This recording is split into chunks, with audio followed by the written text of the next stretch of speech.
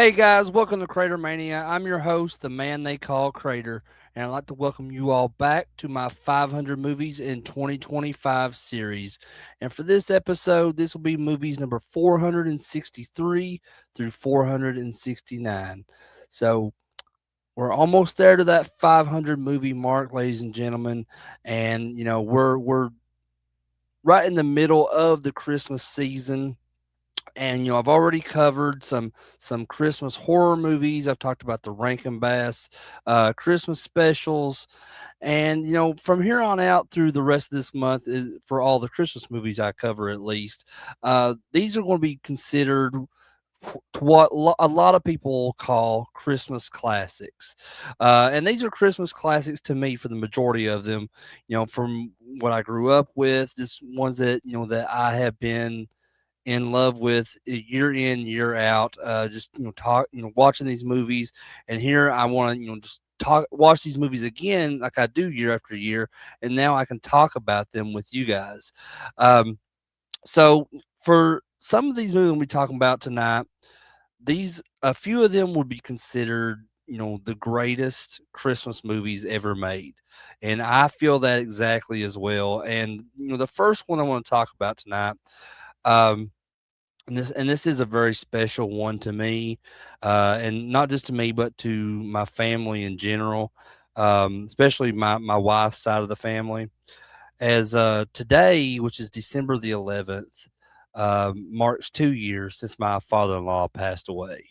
Uh, my father-in-law, Carl Collier, was just there was nobody like him. I mean, just the man was just he was an amazing guy. I mean, and just I learned a lot from him. I shared a lot with him. Um, and this first movie I'm gonna be talking about is definitely one of those things that I shared with him. I've talked about him here before on the channel. Back when I was doing my Thanksgiving special, I talked about uh, planes, trains, and automobiles. And that being one of his favorite movies, especially during this time of year. This first movie tonight I'm going to talk about, it was definitely another one of those favorite movies of his, and just it's especially one of his favorite Christmas movies. And it's over the years, I've not watched it as much as my wife has, or my father-in-law or any of her family, or any my other side, my side of the family has, because my dad loves this movie as well. Um, but I've not watched it as much as them, but, like, over the years, even though I was kinda late to, watching this movie, because I think I only watched this movie for the first time, a few years ago, and since then, it's become one of my favorite Christmas movies of all time. I think it's one of the greatest Christmas movies ever made. I think it's definitely probably one of the greatest movies in general ever made, just because of its message, the meaning behind it is just amazing. Um, and that movie is It's a Wonderful Life from 1946. It's a Wonderful Life is this film that has just transcended time. It's become this cornerstone of Christmas traditions, just for generations of movie lovers. And my father-in-law Carl, he was definitely a movie lover, and this was definitely one of his favorites for sure. So it was just really hard to watch this movie, as it was last year as well. Um, just him not being with us anymore to watch along with us, and just to to share just the joy from this movie.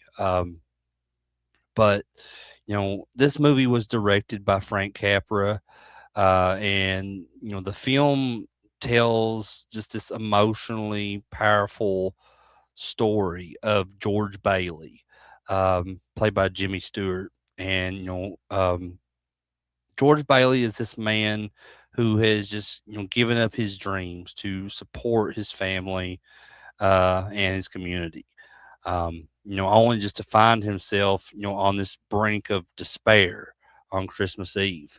Um, and what makes this film, just enduringly beloved is its ability to just masterfully weave these themes of sacrifice and just community and just that immeasurable value of life into this narrative that just feels both deeply personal and universally resonant. And with its heartwarming performances, particularly from Jimmy Stewart in that iconic role as George Bailey, the film offers just um, this timeless message of hope, and self worth, and just that the profound impact that one life can have on so many others. Um, and despite its current status as a classic, It's a Wonderful Life initially did struggle to find success, at the box office. Um, However, it's that enduring emotional depth and just that the rich storytelling, allowed it to grow into one of the thing what I think is one of the most cherished holiday movies of all time. Um, and just through that divine intervention, of George Bailey's guardian angel Clarence, um, the film delves into the question of whether an individual's existence truly matters, and just delivering this powerful and uplifting response. Um, and decades later, it remains a film that just captivates audiences just with its sincerity and that emotional power, just a way that it reminds viewers of that true spirit of Christmas. Um, so, It's a Wonderful Life is rooted in the 1943 short story, The Greatest Gift by Philip Van Dorn Stern, which, itself draws inspiration from Charles Dickens's A Christmas Carol. So, this kind of narrative, evolution just sets the stage for a film that would not only, captivate audiences, but also, resonate with just the challenges of its era. Frank Capra, the director, was known for his kind of style that often highlighted, American values and social issues. Saw in this story a unique opportunity to explore themes of self-worth you know and community. And Capra's vision had transformed the original story into this kind of cinematic experience that just aimed to uplift and inspire. And even during a time when the public was kind of weary from the hardships of World War II. um, However, the film's path to success was not without its obstacles. So, upon its initial release, It's a Wonderful Life, received mixed reviews and it underperformed at the box office, leaving, Capra's reputation, as a director in jeopardy. Um, and just, the film's financial struggles were, compounded just by that, economic climate of the time, which made it very difficult for audiences to connect with the story's message. Um, and despite these challenges, though, the film's copyright, eventually expired in 1974, allowing it to enter the public domain. And this pivotal moment, enabled the film to be freely broadcast on television, and it rekindled its popularity and ultimately led to its kind of widespread acclaim as this holiday classic that we know it, as today. Um, and the film's journey, just from obscurity to beloved status, is a testament, I think, to its that enduring message of hope and that power of community, and just really making it a vital part of American cinematic history. um, so at its core, It's a Wonderful Life is this tale of just self-discovery, and that profound impact on of one person's life, on the world around them.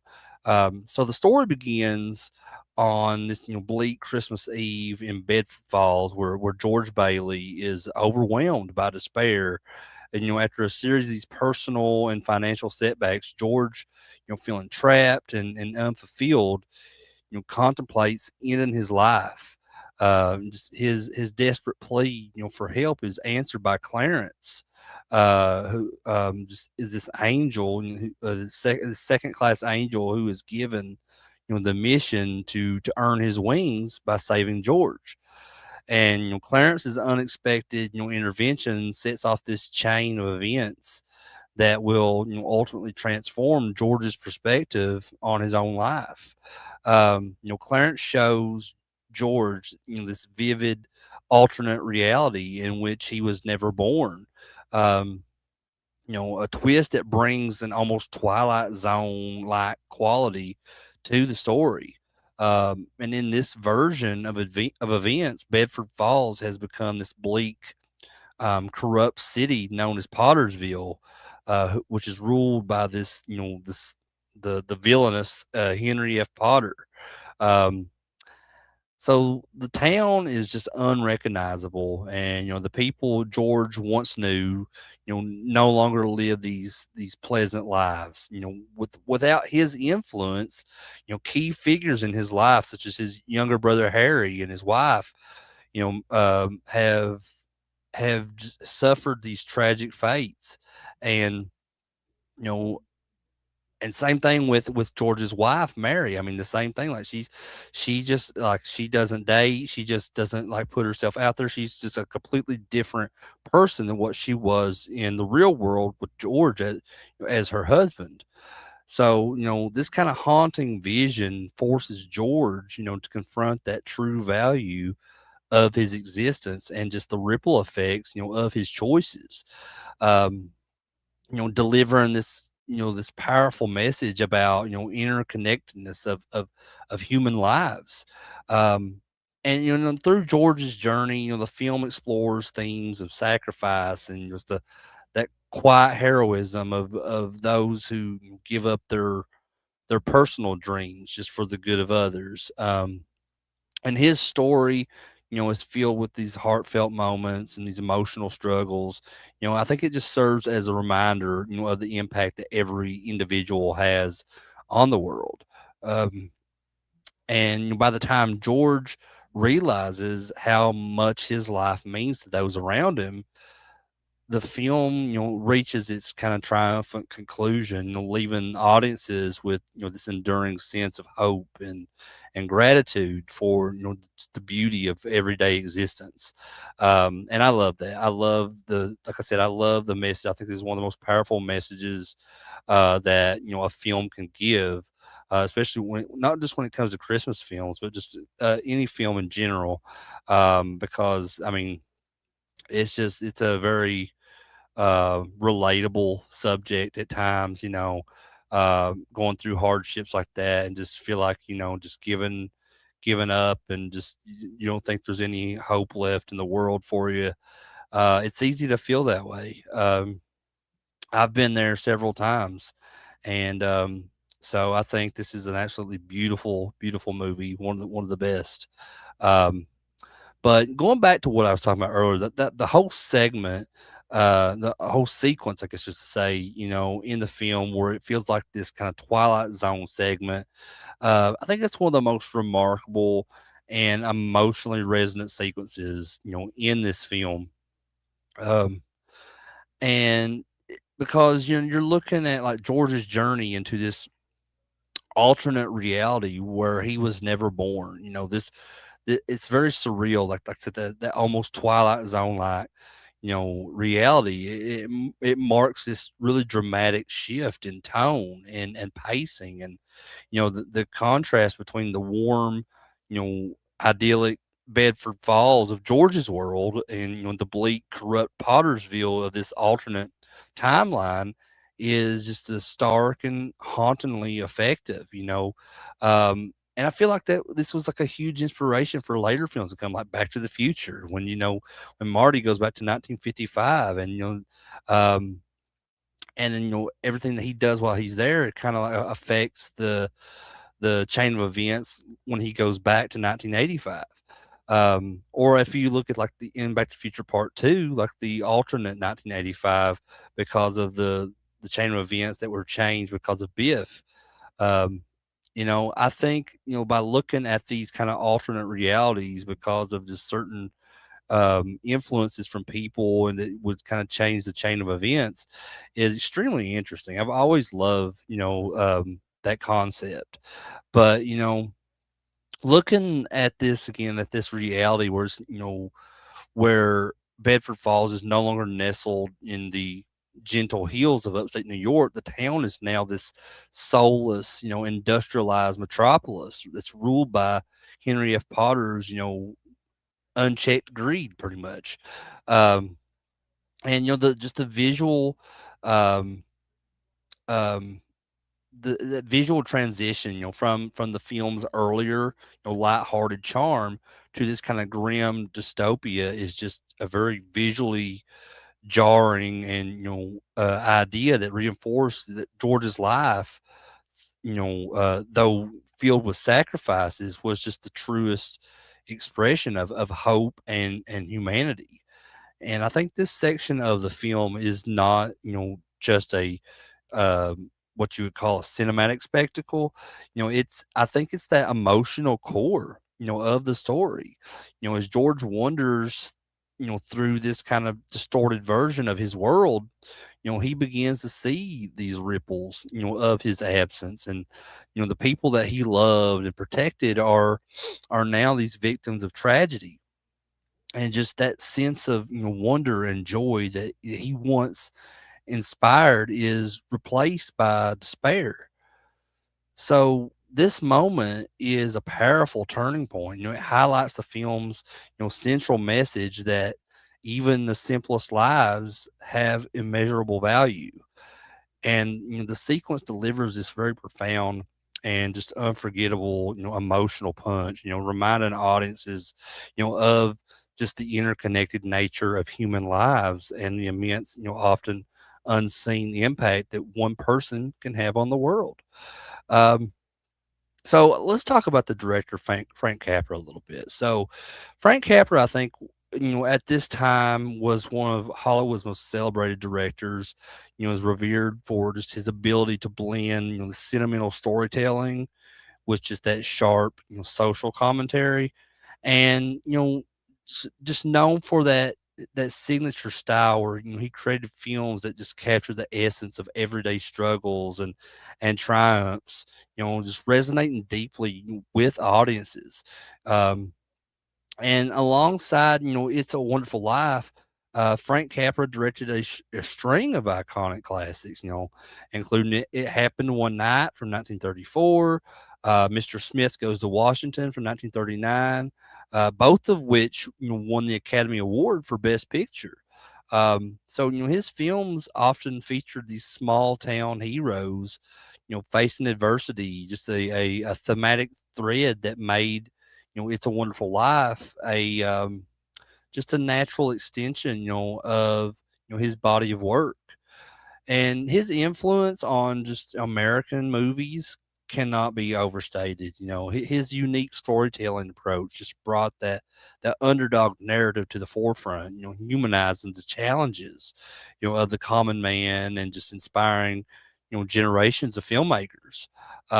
With It's a Wonderful Life, he delivered not just this Christmas movie, but really this timeless, meditation on life's purpose and just that enduring value of community, which is, I think, is a message that just continues to really define, the Christmas season, the holiday season for fans all around the world.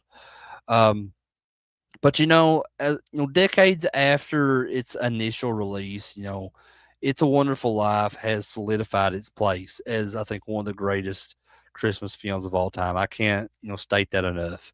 Um, it's recognized by the American Film Institute as one of the top 100 best American films ever made.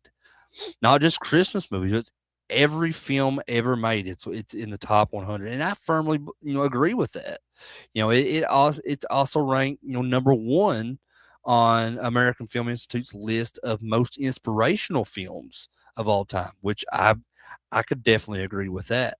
Um, the film's cultural impact is undeniable. Just with its message of self worth, and just that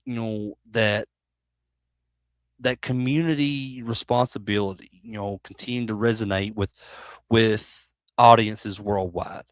And in 1990, it was inducted into the U.S. National Film Registry, ensuring its preservation for future generations. Um, Frank Capra's vision, just encapsulated in this film, has, as I said at the beginning of this review, has just transcended the entire holiday season, and it's just really become this cornerstone of American movies, of American cinema. Um, and there's been talk of a remake, and I don't know if that will ever happen, but it just shows that enduring appeal. I mean, even the thought of wanting to do a remake of this film just shows that enduring appeal and that relevance of George Bailey's story. So I think it shows that that theme is remains as vital today as it were in 1946. Um, but in conclusion, It's a Wonderful Life remains a beloved holiday classic that just continually resonates, with audiences, due to that profound exploration of themes such as self worth, the importance of community, and just that transformative power of love. As a movie fan, this film is definitely a cherished tradition, for me now. I mean, like I said, I only probably watched this for the first time a few years ago, but it's definitely a tradition for me every year now. It has been for my wife and and my dad and um, my wife's family. Of course, I talked about my father in law Carl that passed away 2 years ago on this day. Um, he absolutely loved this movie. It's it's a movie that just encapsulates the essence, of the Christmas spirit. It reminds us of the beauty, in everyday moments, and just that impact that we can have on one another. Um, that emotional depth of George Bailey's journey, combined with Frank Capra's brilliant storytelling, it just creates this enduring legacy that feels both personal, and universal. Um, as it enters, the holiday season each year, this film not only warms the hearts of those who watch it, but it also encourages, a renewed appreciation for just life's simple joys. Um, Ultimately, It's a Wonderful Life is this it's a cinematic gem that just continues to captivate and inspire, and it just proves that, its message is as relevant today as it was when it first graced the silver screen all those years ago. Um, and if you've not seen It's a Wonderful Life, don't be like me and wait years upon years before you watch it, because literally, when I say that this is one of the greatest Christmas movies and just one of the greatest movies in general of all time, I'm not exaggerating. This movie is fantastic. And Yeah, so I'm really, I really miss already getting to watch this movie with Carl in the few years that I did after I first watched it. I'm gonna miss not being able to watch it anymore with him. But he's always here in spirit with us, as always. So he's always in my memories. I'm never going to forget about it when it comes to watching movies with him, because that's something we love to do together. But moving on to the next movie here on my list tonight. Um, so this next one is been a favorite of mine when it comes to Christmas movies since I was a little kid. Um, if you watch my shows in the past where I've talked about Jim Henson stuff, where whether it be the Muppets or Labyrinth or whatever, um, you know that I'm a huge fan of Jim Henson. He's one of the most inspirational people in my life that there's ever been. Um, and for those of you out there who are familiar with that heartwarming realm, and that the just the balanced creativity of Jim Henson, then Emmet Otter's Jug Band Christmas from 1977 definitely stands as this absolute treasure of a film. Um, like I said, as a lifelong, movie enthusiast and just a diehard Jim Henson fan, I just love everything about the magic of his work.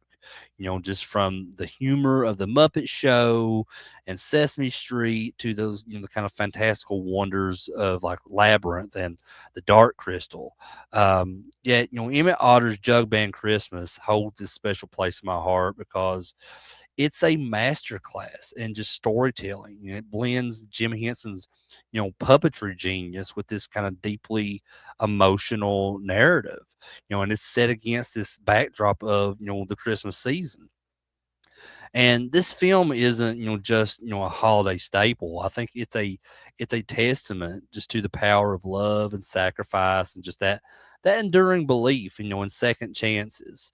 Um, and this was directed by the one and only Jim Henson, of course. And it was this 1977 television special movie that just merges enchanting puppetry and that heartfelt storytelling and just a resonant holiday message. It was based on Russell Hoban's 1971 children's book of the same name, which and that was inspired by the story The Gift of the Magi. And the film follows, this Otter family, particularly Emmett Otter and his widowed mother, who live in this like poverty ridden town called Frogtown Hollow. Um, and just their tale of selfless love and just the resourcefulness just during the Christmas season is all narrated by Kermit the Frog, and which I think this is a narrative device that it feels both kind of cheeky and profound, as if Jim Henson himself were kind of guiding the audience through this cozy yet poignant holiday story. Um, so the plot, unfolds with this kind of charming simplicity. Emmett and his ma, who are scraping by on just a meager earnings from laundry and odd jobs, they dream of surprising one another with this perfect Christmas gift. So, Ma, she's this tender-hearted otter with just this soft voice and an even softer heart. Hears of this local talent contest, offering this $50 prize, and she plans to win it to buy Emmett this new beautiful guitar. Meanwhile, Emmett, at the same time, who is this ever kind of clever inventor, he learns of that same contest. And he devises a plan with his friends to win this $50. And he's wanting to buy her a piano. So the twist, I guess, of course, mirrors that classic gift of the Magi, where each sacrifices their livelihood to craft the other's gift. And Ma sells Emmett's tools to make this fancy dress, for her performance, while Emmett, repurposes his Ma's wash tub into this kind of makeshift base, to form a jug band with his friends. Um, and just their kind of separate endeavors, led them to that same talent show where there was this chaotic mix of all these different musical numbers, and just their and um, Emmett's jug band's rivalry with this obnoxious river bottom gang, and there's this near disastrous contest. It culminates in this kind of bittersweet yet ultimately joyous resolution. Um, Jim Henson's genius just shines through in every frame of this. The film is not just a story, but just this kind of immersive experience. Is elevated by the ingenuity of just its puppetry and just the emotional weight of its narrative. And also, I mean, of course, can't go without mentioning just that charm of the soundtrack itself. Um, some of these most like creative songs I've ever heard, in a Jim Henson created story. Um, and really what truly sets Emmett Otter's Jug-Band Christmas apart uh, is, like I said, that innovative use of the puppetry. Jim Henson and his team, employed this kind of staggering array of techniques to bring this story to life. You know, uh, Hand puppets dominate this whole story. But marionettes are also used, particularly for the Otter family, just kind of adding this kind of subtle, elegance to their movements.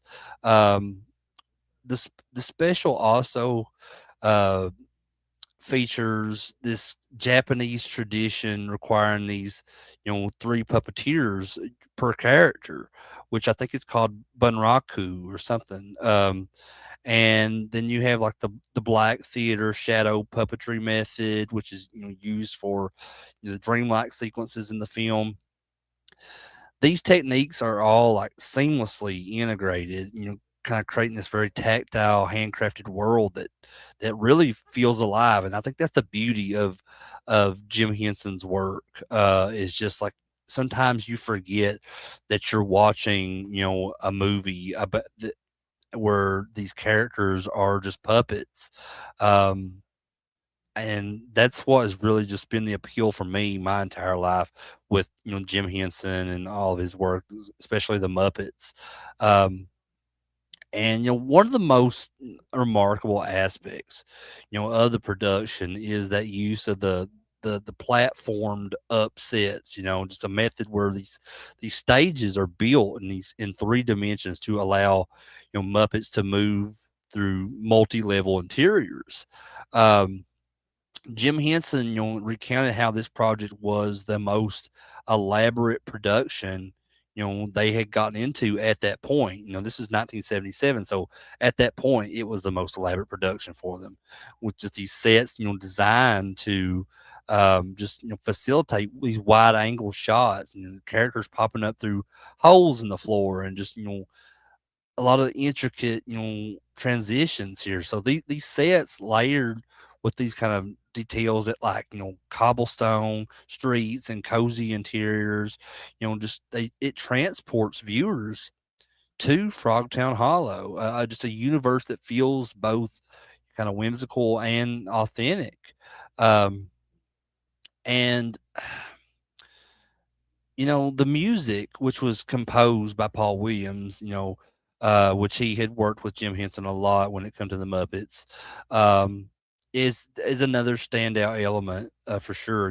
Just the film's original songs, blend, with that kind of folk music and these kind of soulful ballads, which is especially one of the highlights being the song "When It's Christmas," which is this really just beautiful, ode to the Otter's love for one another.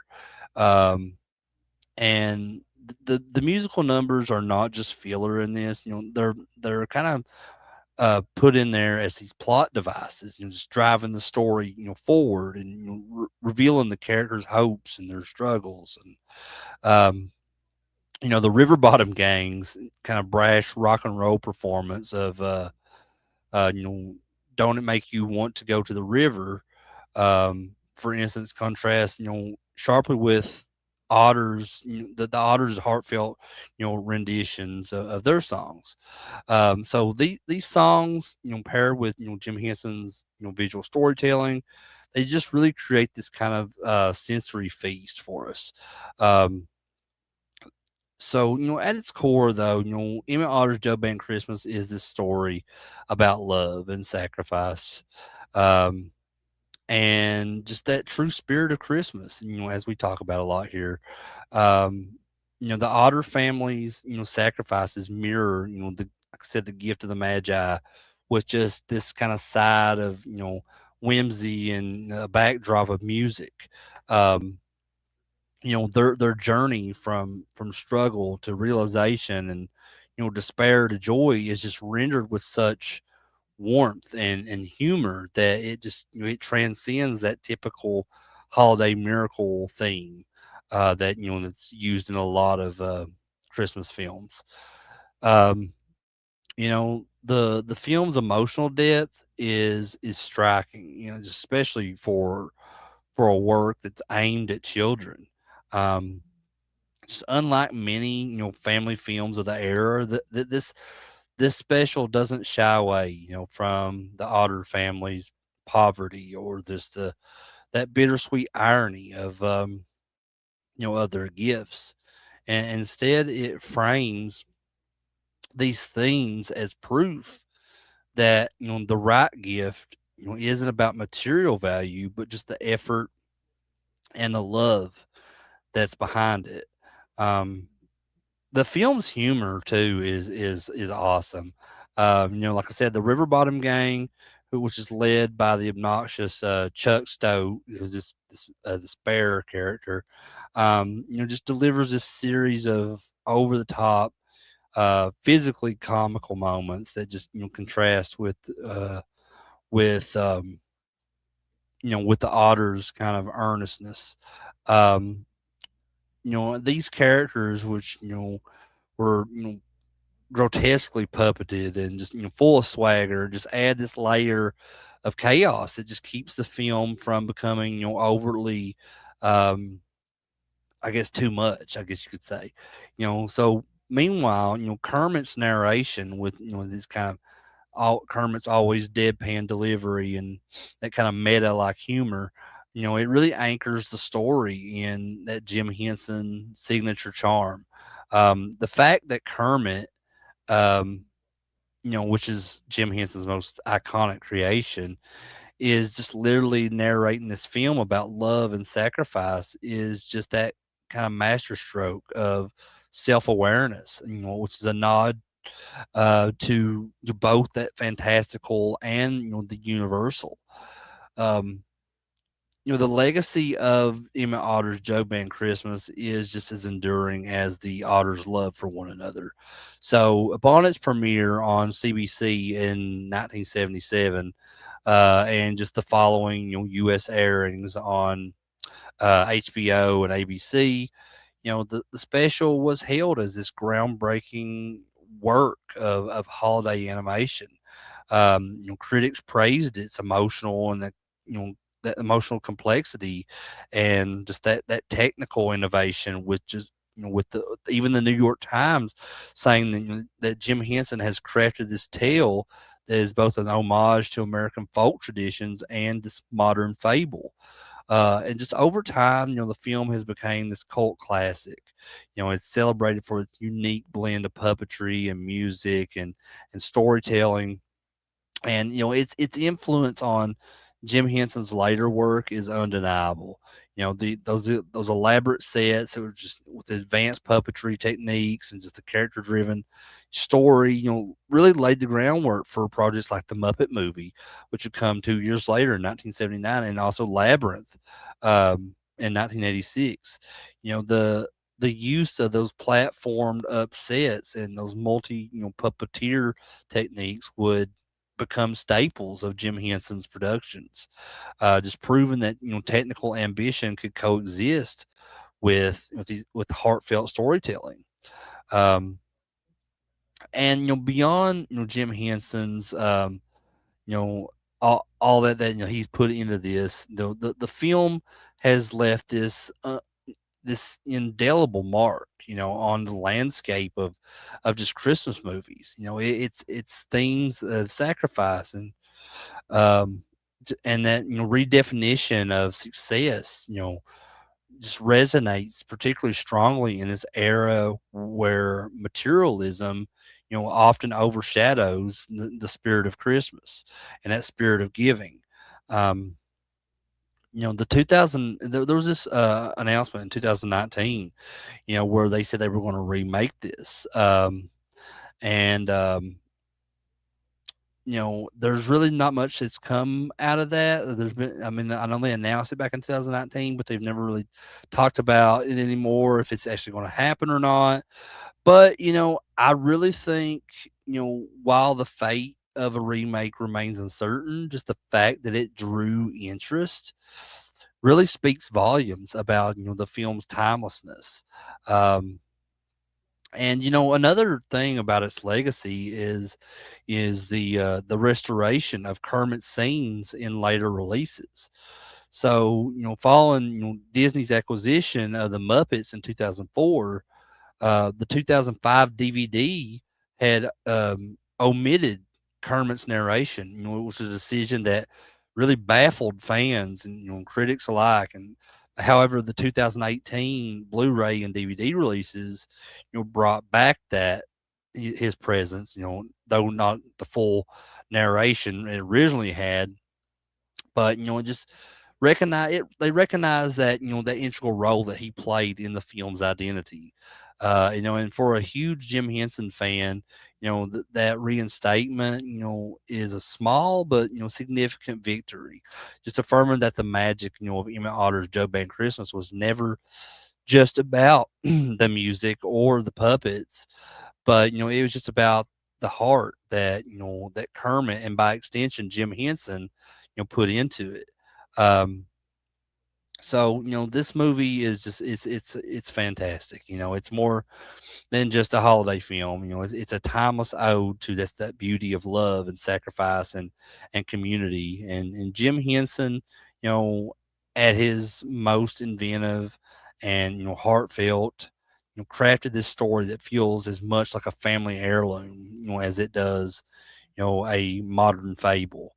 Um, just the film's technical brilliance, the emotional depth, and just that wondrous puppetry really elevates it, beyond that realm of just typical holiday, fare, and just really makes it its masterpiece in its own right. And I think that definitely resonates, across generations.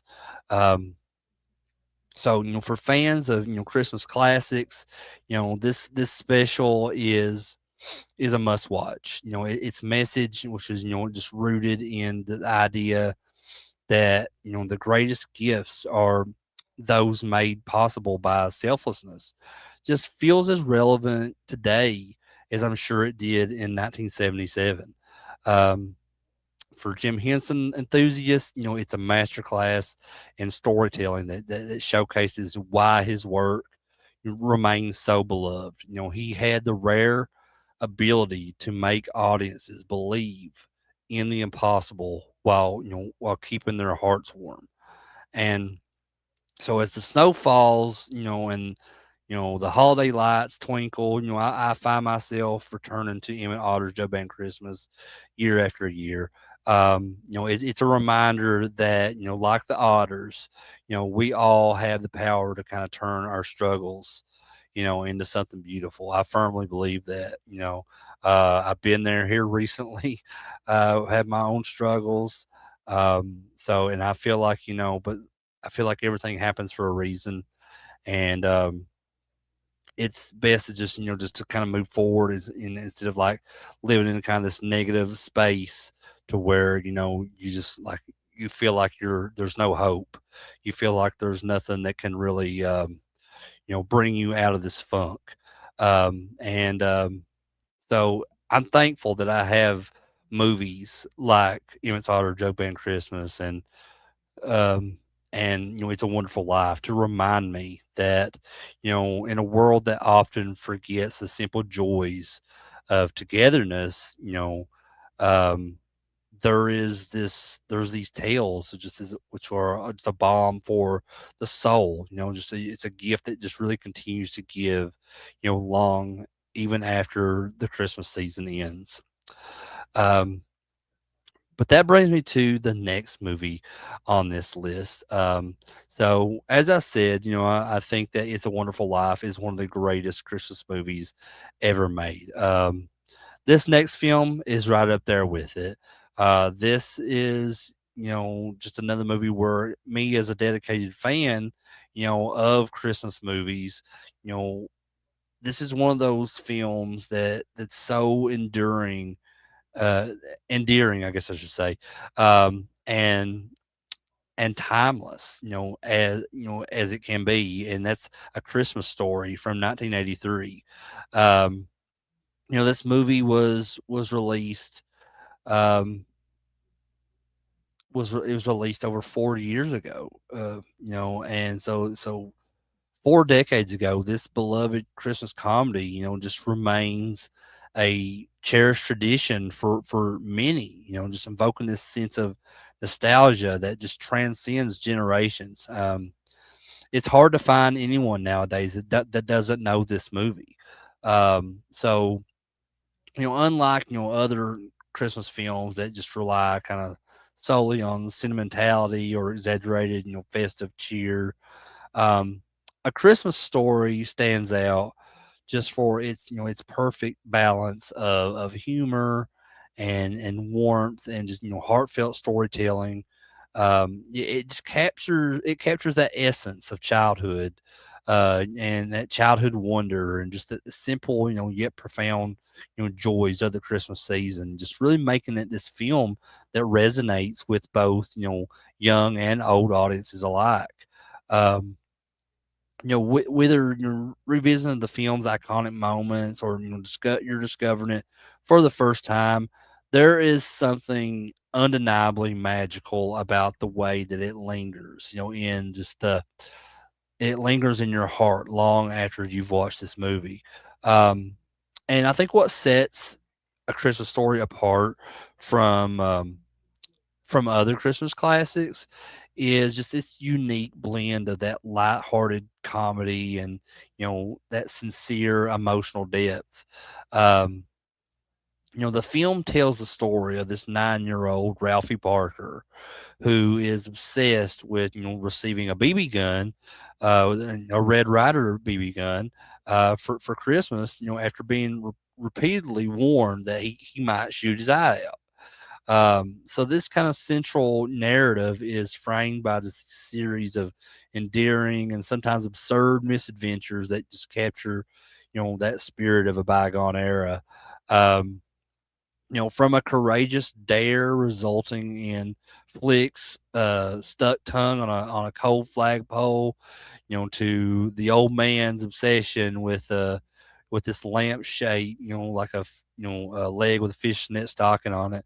Um, each episode, each segment in this film is just infused with humor and heart, and never feeling forced or unnecessary. It just that film's charm lies in its ability, to celebrate just the small but meaningful experiences of the Christmas season, and it just makes it, this enduring classic that just continues to just to bring joy to viewers, year after year, and just with its timeless, storytelling and that universally relatable themes that it has, A Christmas Story, remains a treasured part, of the holiday film, universe, I guess you could call it. Um, and this was directed by Bob Clark, and it's this heartwarming, holiday comedy. It was based on Gene Shepard's 1966 book, "In God We Trust, All Others Pay Cash." Um, the screenplay also incorporates elements from um, Wanda Hickey's Night of Golden Memories and Other Disasters, ensuring that, the film remains, faithful to the author's nostalgic and, often humorous, recollections of his childhood. Um, the film is I guess the third installment in the Parker family saga, which is a series of stories, chronicling the life of the Parker family in the late 1930s and the early 1940s. By weaving together, Gene Shepard's richly detailed prose with just the, you know, visual storytelling of film, A Christmas Story preserves that warmth and wit that just made the original writings so beloved.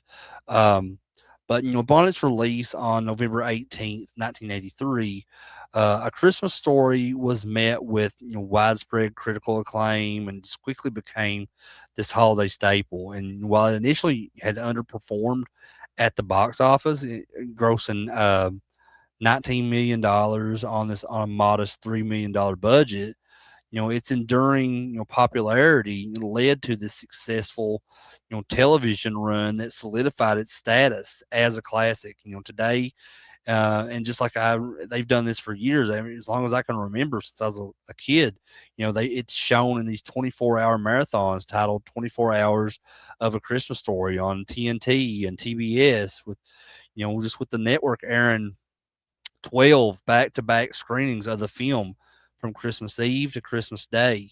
And this tradition, which, has, like I said, has been in place as long as I can remember, since I was a kid back in the 90s, on TNT. And then later, they brought it over doing the marathon on TBS. It's really contributed, to the film's kind of continued cultural, relevance, and just has really turned it into this shared, holiday experience for millions. Um, the film's success extended, beyond its television exposure.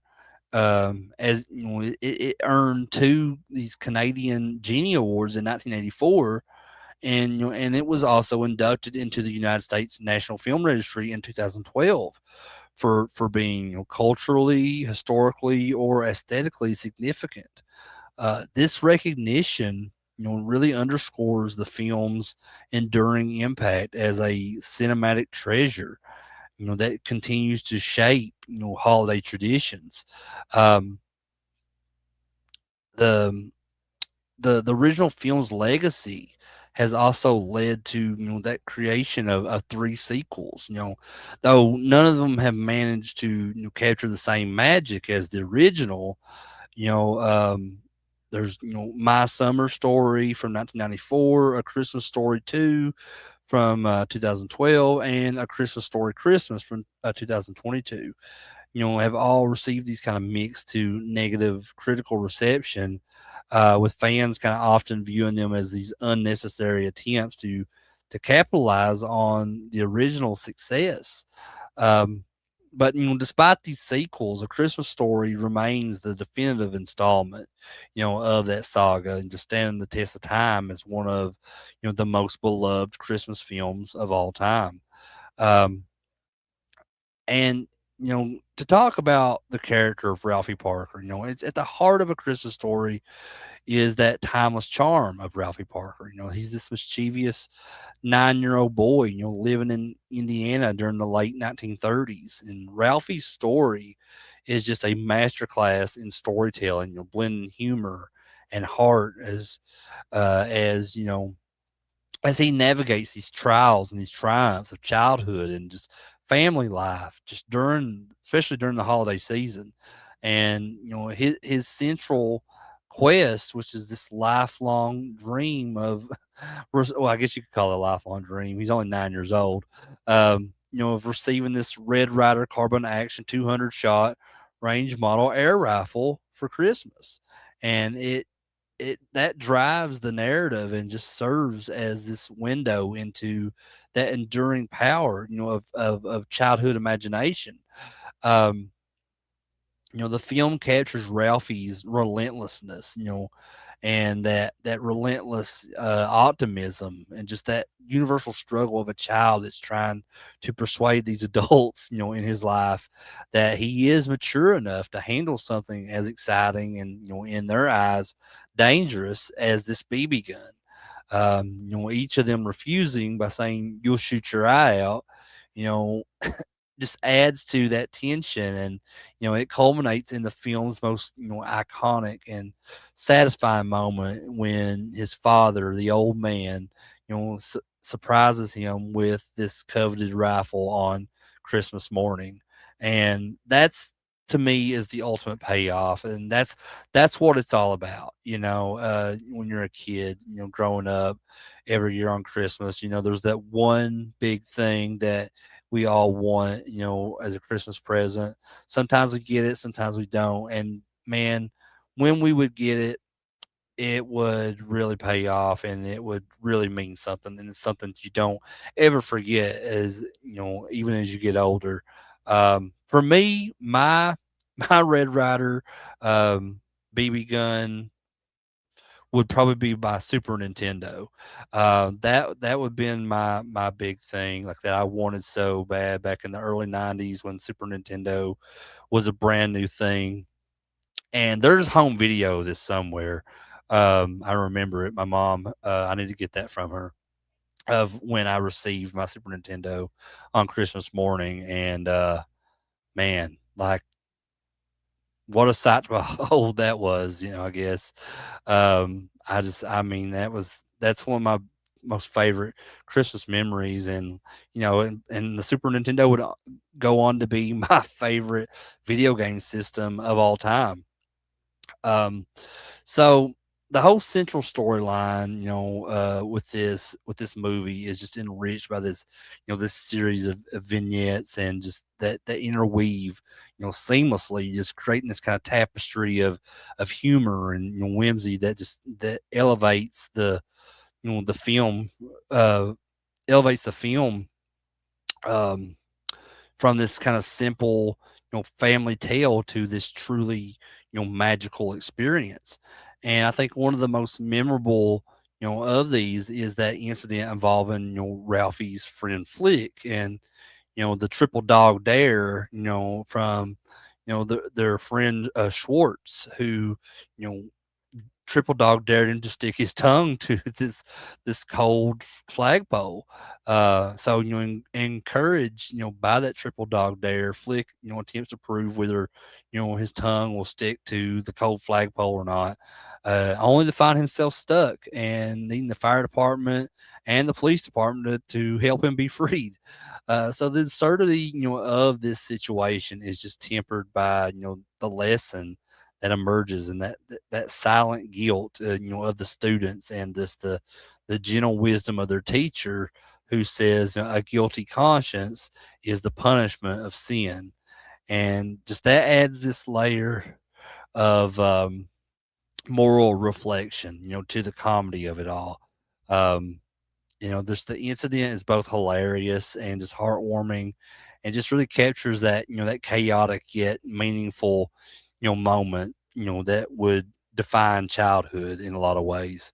Um, excuse me. So the film's vignettes, also reveal just the dynamics of the Parker family, particularly the quirky and often, exasperated father, the old man, um, who becomes just the unlikely protagonist of several of these comedic segments. His obsession with this fishnet stocking leg shaped table lamp, which he wins in this newspaper contest, and he fights this losing battle to preserve despite his wife's disdain for it.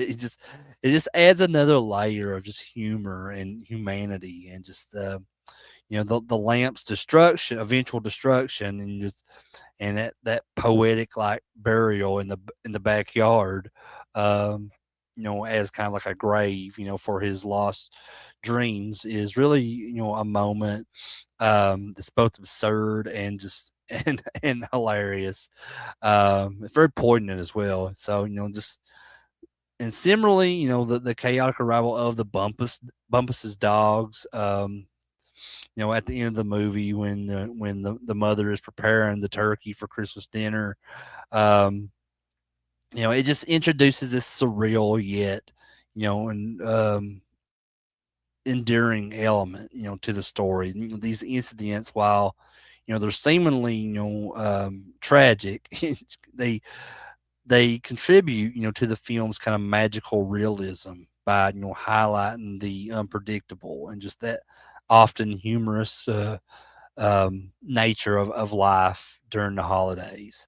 Um, and the film's ability to just kind of balance these threads into a cohesive and emotionally resonant narrative is a testament to that masterful storytelling. And Ralphie's journey is not solely about his BB gun. It's also about these small, often chaotic moments that really define the holiday season. From his father's hilarious, like, f bomb mishap with where Ralphie, says drops an f bomb and says, "Oh fudge," but he did not say fudge. He said the big one, the F dash dash dash, which leads to this memorable punishment from his mother involving having soap in his mouth. Um, then all the way to the Aunt Clara's infamous, pink bunny, um, pajamas that he has to put on. Where his father says, "You look like a pink nightmare," or something like that. So, you know, each vignette, just kind of adds that depth and richness to the story. The humor is never forced, and just that emotional payoff of Ralphie's dream coming true, despite the risks and the challenges he'd already went through, it just feels both satisfying and timeless. And in this way, A Christmas Story captures just the essence of family and that enduring spirit of the holidays, just making Ralphie's journey one of the most memorable Christmas tales really ever told. Um, and you know, a couple episodes ago, I talked about a bunch of horror Christmas movies, and one of them was Black Christmas, which to me I consider that the greatest Christmas horror movie of all time, and absolutely one of the best slasher movies of all time. And that movie was also directed by Bob Clark. So Bob Clark, who directed A Christmas Story, he has two of these Christmas movies, which were basically almost 10 years apart from one another, with these very contrasting tones. While Bob Clark directed A Christmas Story in 1983, like I said, he also directed Black Christmas in 1974.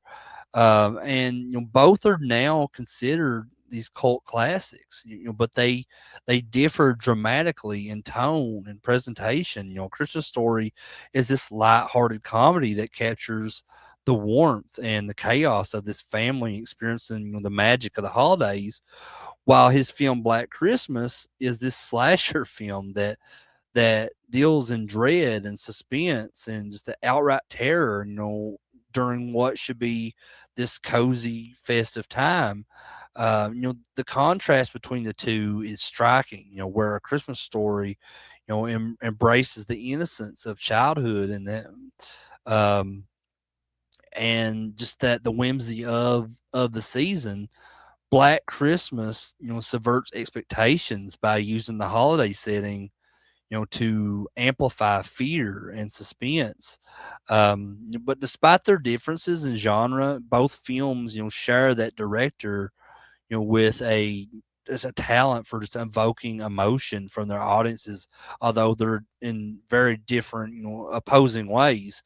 Um, a Christmas Story, relies on humor and nostalgia and just that relatable, family dynamics to create this atmosphere, of heartwarming, holiday cheer.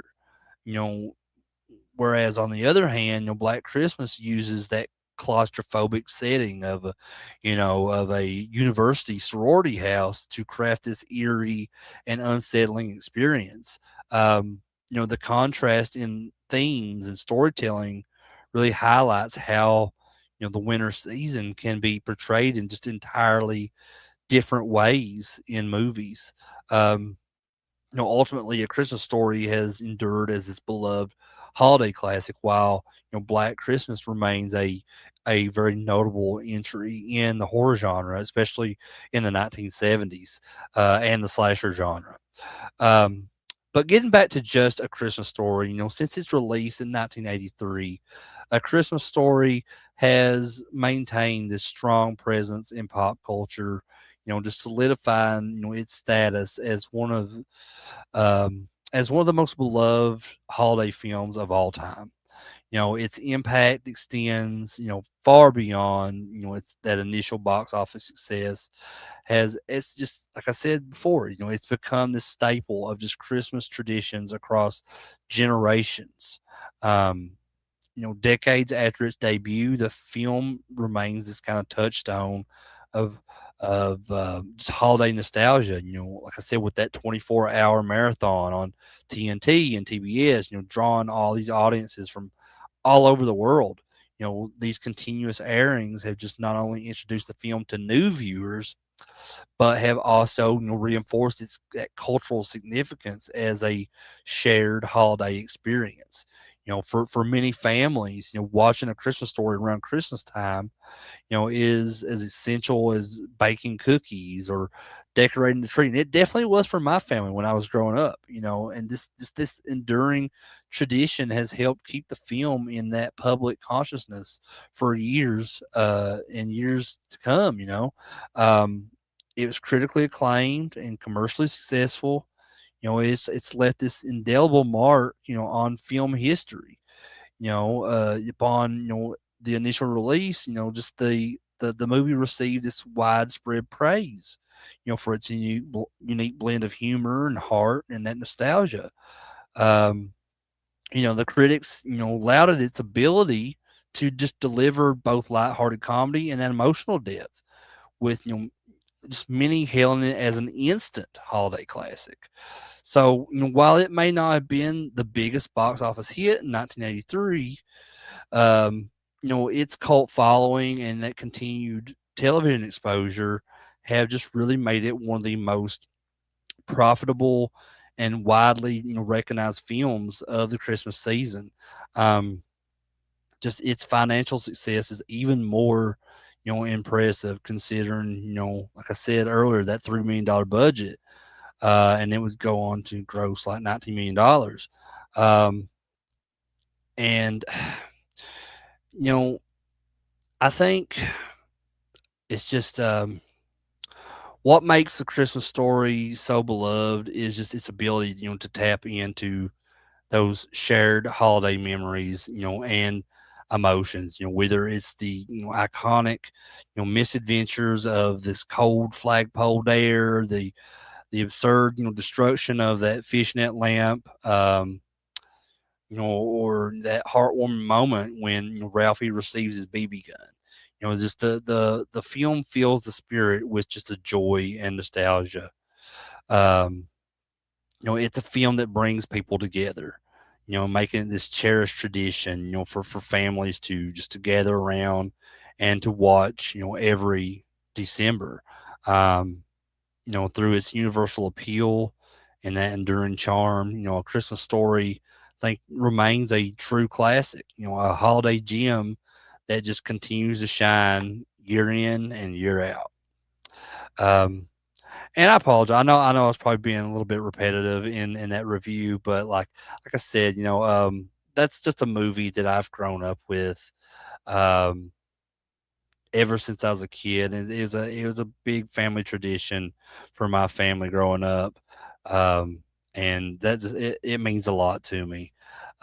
So sometimes, when I get a little bit overly excited, I'll kind of be repetitive in some ways. So, but anyway, moving on to the next film. So this next film, even though like a few of these films I've already talked about have been favorites of mine for years and years now, this next film, well, this was a first time watch for me. I've known of this film for a long time, but I had never got to watch it until this time around this year. So for those who cherish that magic of Christmas, there exists a special category of films that transport us, to this world of wonder and tradition and just these heartwarming tales. While classics like It's a Wonderful Life and A Christmas Story, just dominate the holiday conversation. There are some treasures I think that remain underappreciated just due to their kind of initial reception. Santa Claus the movie from 1985, I think, is one such film. Like I said, this was a first time watch for me, and but it was this kind of this absolute revelation. because this film is a blend of just whimsy, nostalgia, and timeless values that, despite its cult status, I think it deserves a place among, the season's most beloved stories. Um, and so, I'm going to talk about why this film, though it was initially overlooked, as I think, has become this kind of personal holiday favorite for a lot of people. And just, I think it's a testament to just the enduring spirit of Santa Claus himself. Um, so Santa Claus the movie from 1985, was directed by Jeanot Schwartz, who is this 1985 British American um, filmmaker who has brought us this this Christmas fantasy film, and it stars David Huddleston as Santa Claus, Dudley Moore as the clumsy elf Patch, and John Lithgow as the villainous tycoon BZ. Though, like I said, this movie it flopped upon its initial release, likely due to high expectations or budget overruns. I'm not sure. Um, but it has since kind of carved out this devoted following. It seems, particularly in the UK, where it's celebrated as this festive, cult classic. I think a lot of that has to do with Dudley Moore, though. But the film's premise is very unique. It's an origin story for Santa Claus. It's blending history, fantasy, and that modern day adventure. This approach, sets it apart from, traditional Christmas tales, offering this narrative that bridges, centuries while, tackling themes of tradition and innovation and redemption. Um, and with its quirky charm, its lovable characters, that visual creativity, the movie might not have made box office waves in 1985, but, its heart-led, storytelling has really proven to be timeless. Um, the film opens in medieval Europe where, this kind woodcutter named Claus, his wife Anya, and, their loyal reindeer, Donner and Blitzen, they live this quiet life. And Claus, who, shares his handmade toys with these children in the villages, you know, he accidentally stumbles into this blizzard while traveling through this forest one night to try to deliver these toys. Um, and just after this kind of seemingly narrow escape, this the trio of the reindeer and Anya and Claus all awaken at the North Pole, this land of just eternal snow and magic. And here they're greeted by these elves and this ancient mysterious figure who declares Claus is destined to become Santa Claus. Um, so, they're immortalized by the North Pole's enchantments, and Claus embraces this new role, creating this timeless legend as he delivers toys to children all around the world. So then it fast forward to the 1980s. The North Pole, now bustling with activity, is run by Santa and his elves, including that bumbling inventor Patch, played by Dudley Moore, and these reindeer. So Santa's workload has grown, so he enlists Patch as his assistant. And Patch's penchant for innovation leads him to invent this toy making machine, which initially, seems like, a good idea.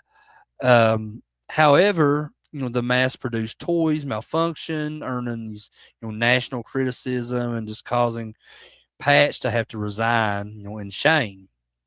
So, disheartened by this, he leaves the North Pole and stumbles into New York City, where he meets BZ, played by John Lithgow, who is this, morally bankrupt toy executive.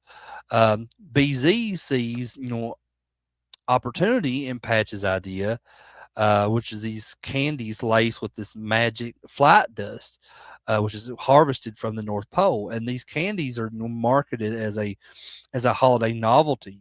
They become a hit, amongst kids. But when BZ devises, this dangerous Christmas 2 idea, distributing these candy canes that explode upon heating, the stakes kind of escalate. So enter Joe, this mischievous, orphan that was befriended by Santa, and then you have Cornelia, who's this kind-hearted, millionaire's niece, and together they uncover, BZ's scheme, and they alert Santa of this, who breaks his self-imposed rule of December-only sleigh flights to rescue the day.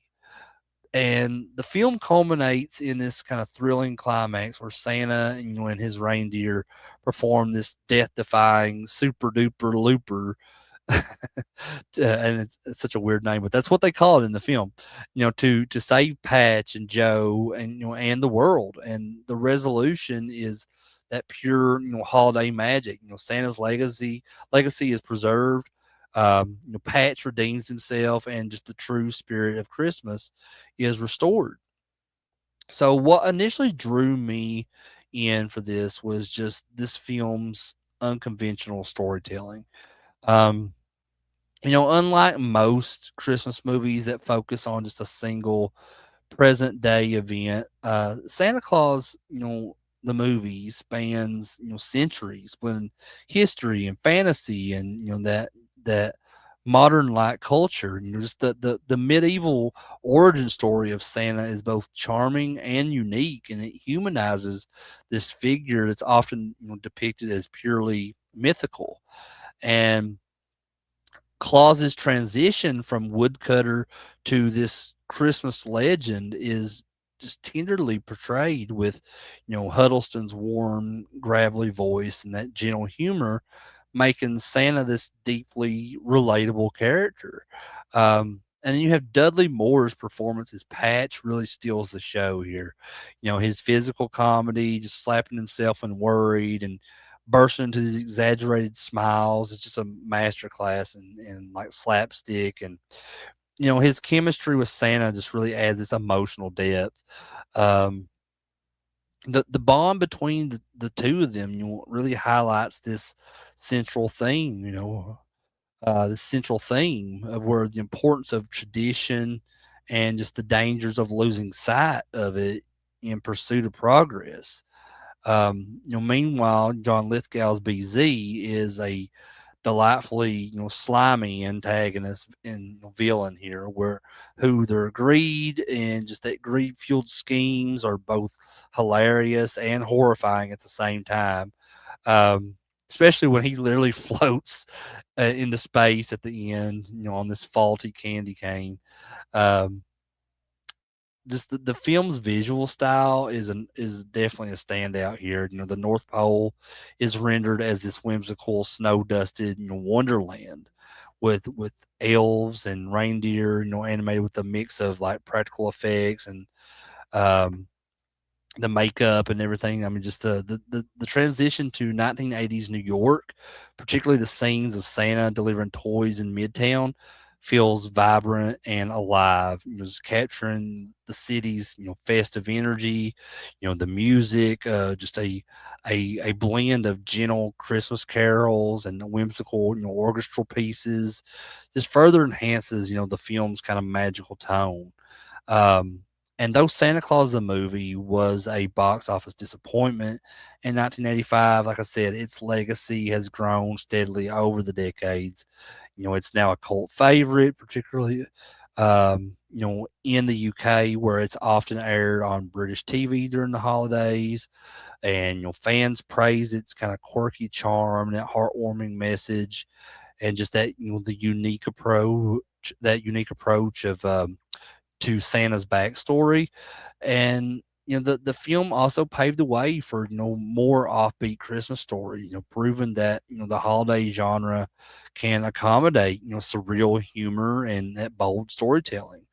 Um, Critically, the film has seen a reassessment over the years. Early reviews panned its pacing, and budget, but a more modern retrospective highlight is, its earnestness and creativity. For families, it's a beloved choice. It's gentle humor and moral messaging about kindness and redemption just feel especially relevant in today's fast-paced, commercialized world. The movie's influence can be seen in later Christmas films that balance humor with heart. Especially one that I think of is the Muppet Christmas Carol. And this movie also shows how Santa's mythos can be reimagined without losing that core magic. But I guess in conclusion, Santa Claus the movie is this hidden holiday treasure, that defies, initial perceptions. It's blend of medieval folklore, 1980s Americana, and just timeless values makes it a standout entry in the whole Christmas movie canon. Um, and for me, as a first time viewer, I was captivated by its heart, if not, for its plot, then for its sheer, dedication to just the spirit of the season. David Huddleston's Santa is this warm, fallible figure. Um, Dudley Moore's Patch is just this lovable loony, and just the film's message about the importance of preserving tradition while embracing progress really resonates deeply.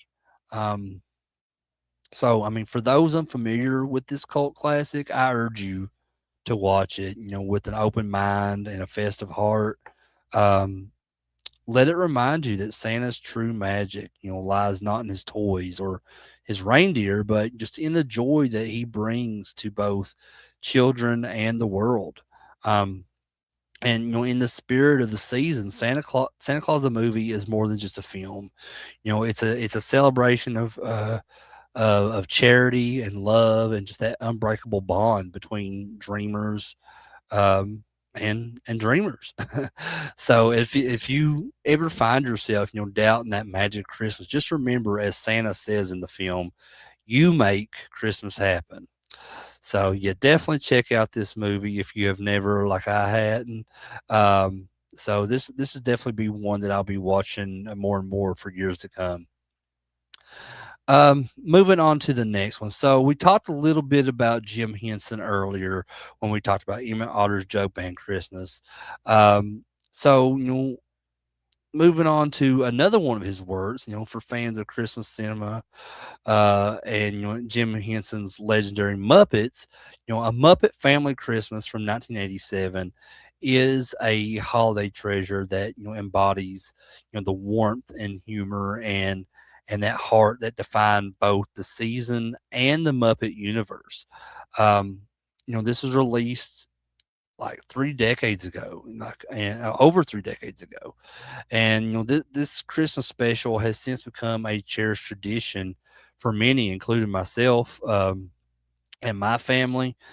And it just really offers this perfect blend, of holiday cheer and that Muppet style comedy. And as a movie fanatic with just a deep admiration for Jim Henson's work, this special stands out as a delightful celebration of all things festive. From its musical numbers to its heartfelt storytelling. Um, if you grew up watching the Muppets, the Muppet Show, Sesame Street, or Fraggle Rock, um, then A Muppet Family Christmas serves as a nostalgic holiday reunion, bringing together these beloved characters in a way that only the Muppets can achieve. And the special's charm lies in its ability to kind of balance that slapstick humor with just genuine emotion, as the Muppet projects usually do, just making it this joy for both children and adults alike. And just with its these vibrant visuals and clever writing and just iconic performances, um A Muppet Family Christmas is not just a holiday special, but just this it's a timeless piece of entertainment that just that captures that essence of the Muppets enduring appeal. From Fozzie Bear's clumsy antics to Miss Piggy's glamorous grand entrance. Every scene is a testament, to Jim Henson's creativity and just the Muppets' ability to infuse Christmas with their unique brand of comedy and that heartwarming, storytelling. Um, for fans, this special is, I think, far more than just a holiday film. It's a joyful celebration of everything that makes the Muppets so beloved. It's that perfect blend of nostalgia and humor and that holiday magic that continues to enchant audiences to this day.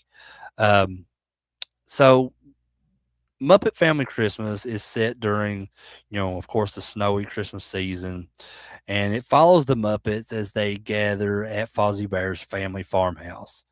The story begins with Fozzie, organizing this Christmas surprise for his mother. While the Muppets, joyfully sing "We Need a Little Christmas" as they travel to this farm. And what Fozzie doesn't realize, however, is that his mother has secretly planned to spend the holidays in Malibu, meaning that the Muppets' arrival will disrupt her quiet getaway. So, upon their arrival, the Muppets are met with this unexpected resistance from Doc and Sprocket from Fraggle Rock, who have been assigned to protect the house by staying there, themselves. And this creates this kind of amusing conflict between the Muppets and Doc and Sprocket, just leading to this series of chaotic yet adorable interactions as the Muppets try to enjoy their Christmas gathering. And as the Muppets settle into their unexpected holiday home, the story unfolds in this kind of charming and meandering way, capturing the essence of a large family coming together for the holidays. Rolf the dog and Swedish Chef are the first to begin these preparations with Swedish Chef attempt to cook while the Christmas turkey is trying to escape his fate. Outside, Fozzie tries to build a snowman, which surprisingly comes to life and develops this friendship with him, leading to this kind of adorable and hilarious performance. This snowman act is one of the specials highlights, showcasing, the Muppets signature blend of visual humor and that whimsy. And, meanwhile, Miss Piggy's subplot adds this kind of touch of glamour and suspense as she gets caught in this storm, forcing Kermit to worry about her safety. Um, but the Muppets' interactions become even more delightfully chaotic when Big Bird and the rest of the Sesame Street gang shows up, and this blizzard threatens to derail their plans. Um, Kermit's mountain anxiety over Miss Piggy's whereabouts adds this kind of heartwarming emotional thread to the story, while the Swedish chef's attempts to cook lead to this surprisingly touching musical moment with Big Bird. Um, the Fraggles also make a memorable appearance, appearing alongside Kermit in the basement and contributing to the specials, family friendly tone. Um, just with its mixture of slapstick comedy and heartfelt moments and musical interludes, a Muppet Family Christmas masterfully captures that that spirit of the holidays, just proving that the Muppets are just as adept at spreading Christmas cheer as they are at making people laugh year round. Um, and despite being a product of the 1980s, a Muppet Family Christmas has endured as a beloved holiday classic, due to its universal themes of togetherness and generosity and just the spirit of the season. And at its core, the special is a celebration of family, both in front of and behind the puppets. You know, the Muppets have always been at their best when working together, and this special showcases that dynamic in full force. From Fozzie's earnest attempt to make his mother feel loved to to Kermit's worries about Miss Piggy to the snowman's kind of charming solo performance. The story underscores the idea that the holidays are about spending time with loved ones, no matter how chaotic the experience might be. And this theme, combined with the Muppets' signature humor and heart, um, has allowed the special to just resonate with generations of viewers.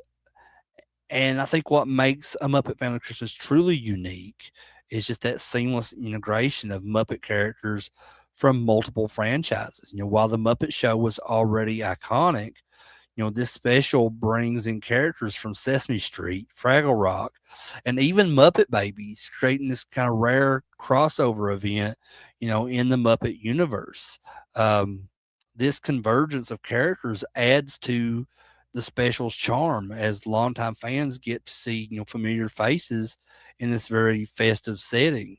The presence of Big Bird and Ernie and Bert and Oscar the Grouch, for example, gives the special a broader, more family friendly appeal. Similarly to that, the Fraggles appearance brings in this kind of sense of whimsical wonder that just enhances, that holiday atmosphere.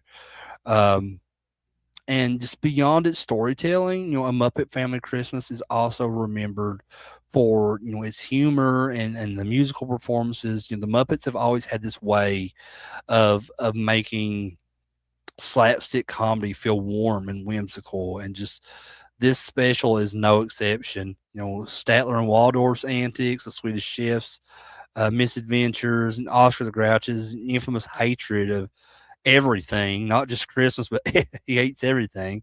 It just all contribute to the special's kind of lighthearted, and emotionally resonant tone.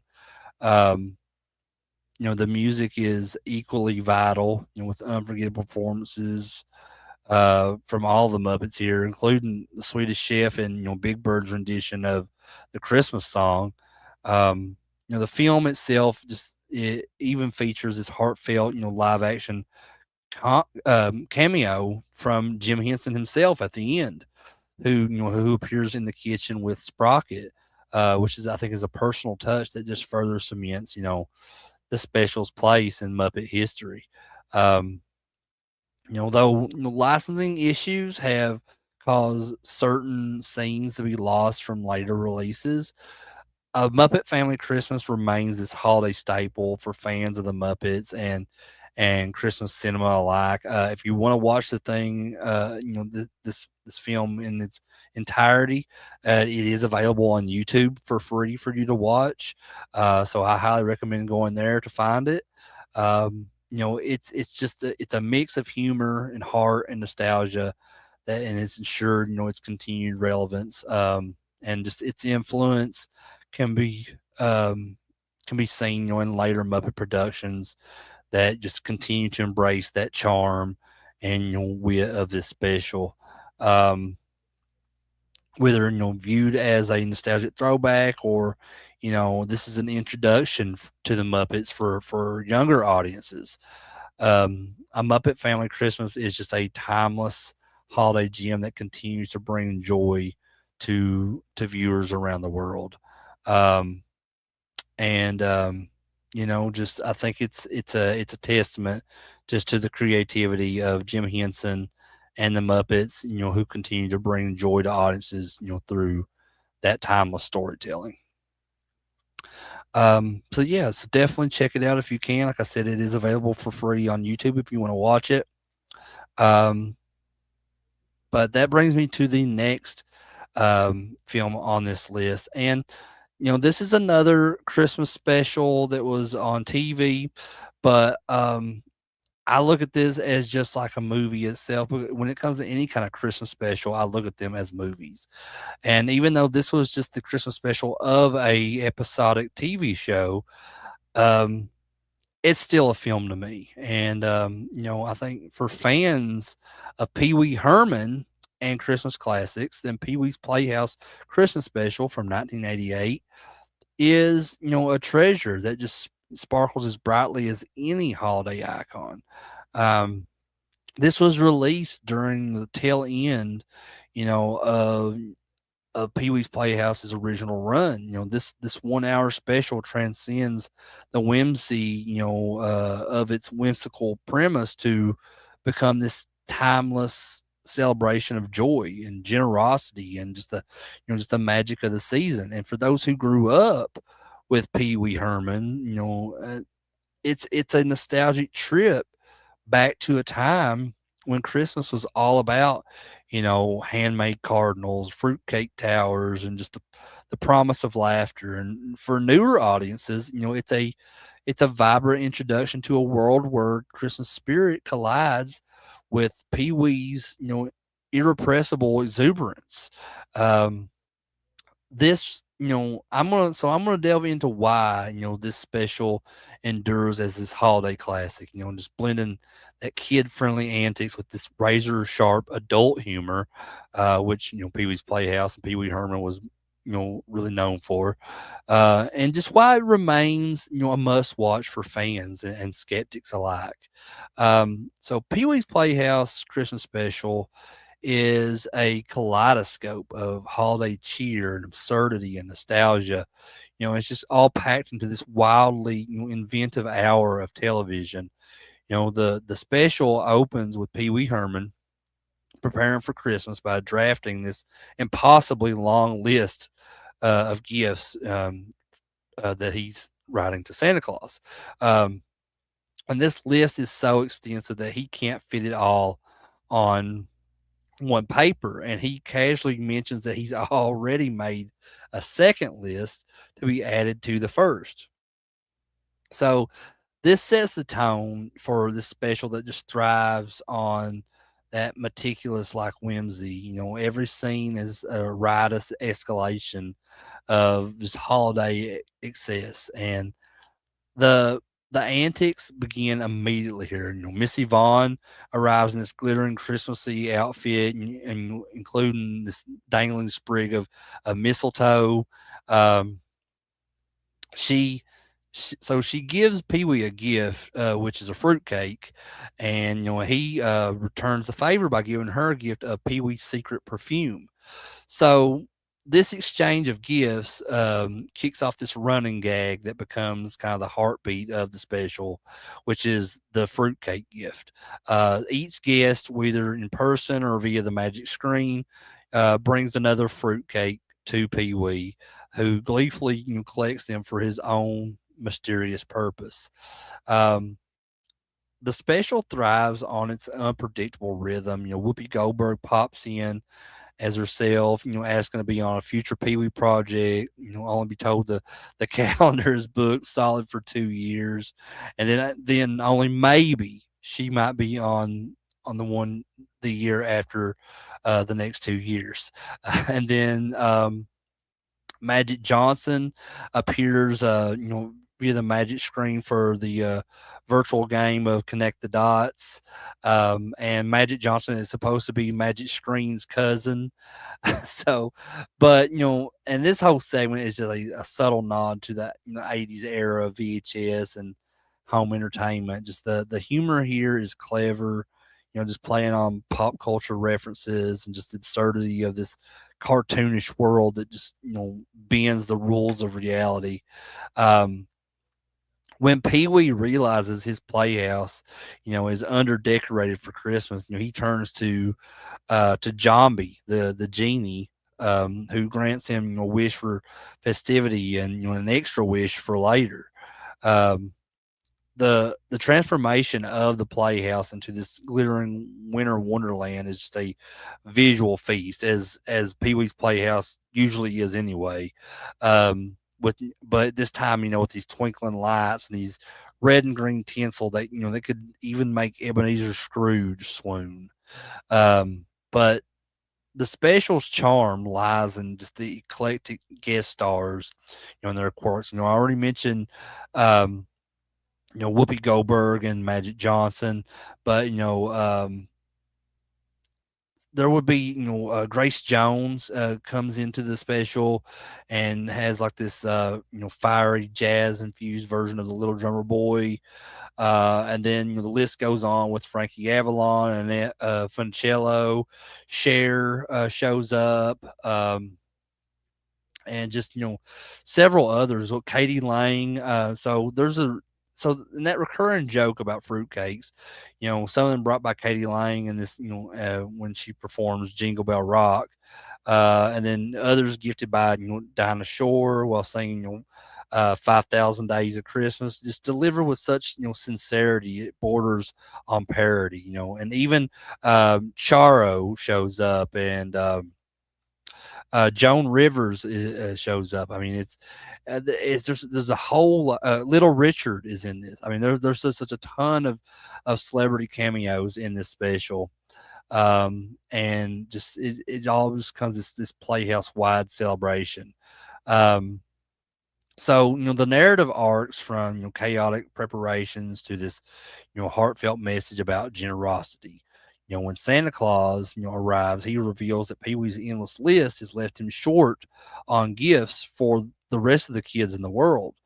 And in this kind of moving twist, Pee Wee sacrifices his collected, all of his gifts to give back to Santa to help Santa fulfill his mission, his mission. So later learn that he'll receive one final gift for his selflessness.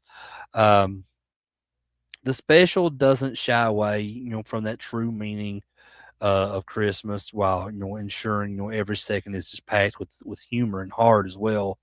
Um, and just really what makes the special unique is just that inclusive approach to holiday traditions. And especially like with the all the fruit cakes that's given to Pee Wee as gifts only for him to reveal that he has created an entire room of just all and there's a little bit of adult humor in that segment as well that I won't really go into, but you can watch it and figure it out for yourself. But just all this, just subtly reinforces that the spirit of the season, transcends one tradition.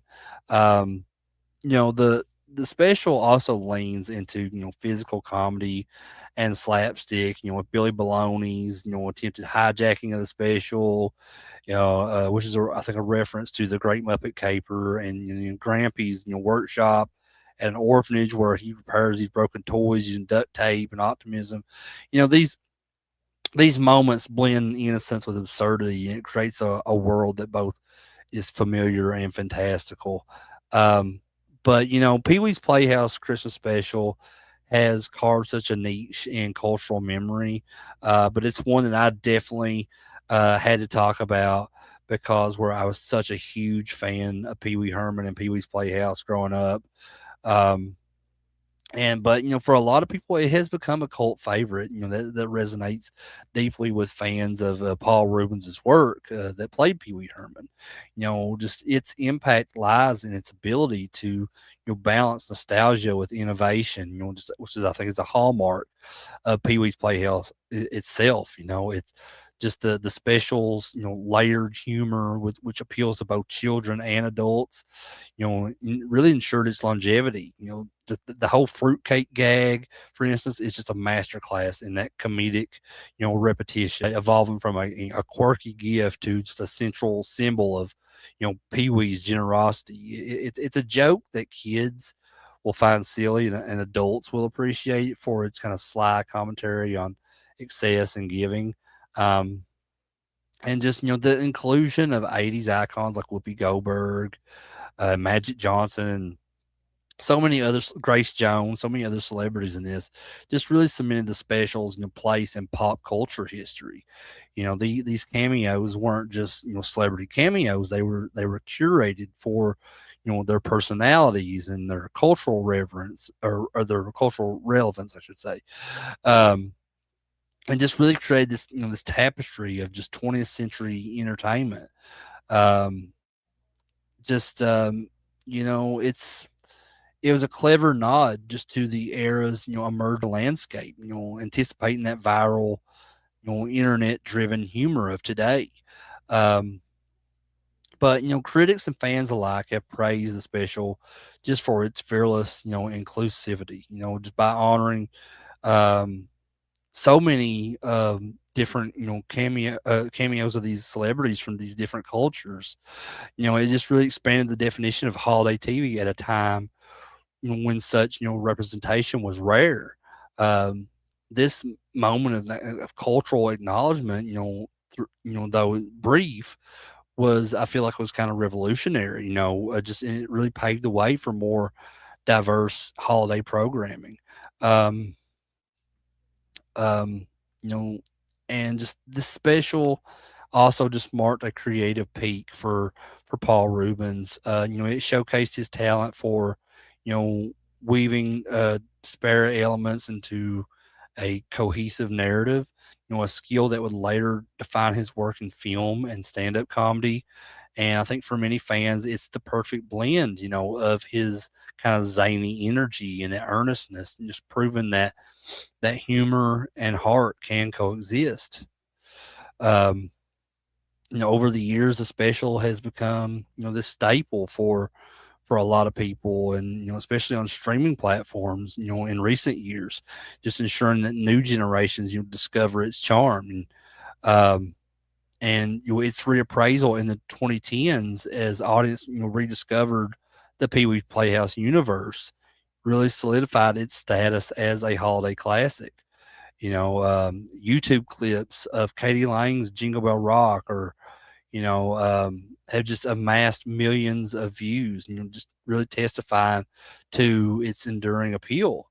But in conclusion, Pee Wee's Playhouse Christmas Special is more than just a holiday show. It's a masterclass in nostalgia and humor and heart. Like I said, from that iconic fruitcake running gag to that eclectic cast of guests of guest stars. It's a celebration of just of the chaotic, excuse me, that chaotic inclusive joy that just defines the season.